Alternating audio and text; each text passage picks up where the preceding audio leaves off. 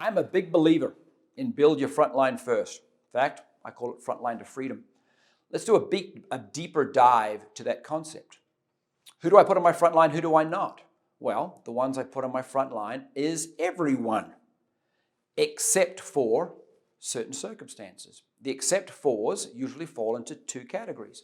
One is geographic.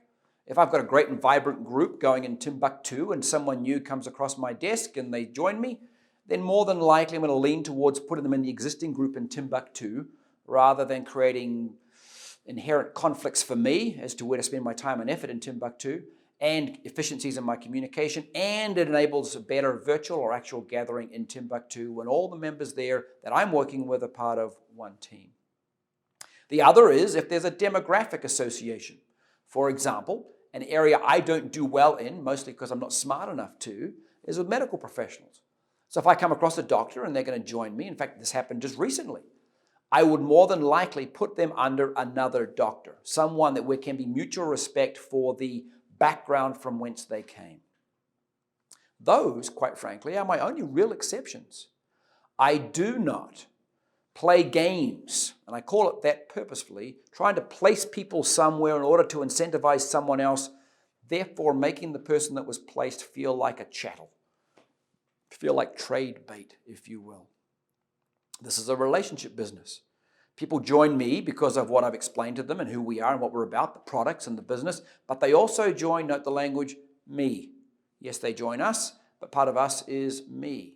And so disrespecting them without some good reason as to why you're placing them somewhere else other than frontline to you, I think is frankly poor form. All the people I know that have built significant businesses, and I know all of them in Unicity, and I have all their data, so I know this for a fact, have built large frontline organizations and continue to populate their frontline.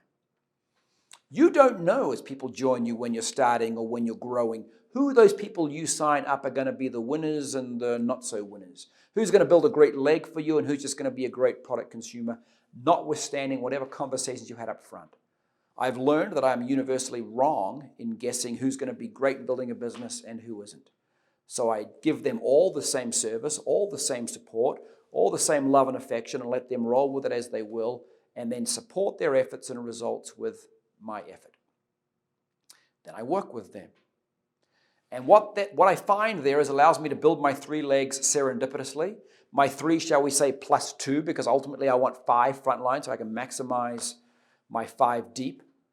Then I can go to work with working wherever the volume is, wherever the action is, doing whatever needs to be done. And as I come across other people, I put them frontline because a wonderfully unique feature in our compensation plan, horizontal compression, means that their volume, whether they're the 99th or the 999th person on your front line, all counts towards that third leg for the purposes of your qualification. It all counts.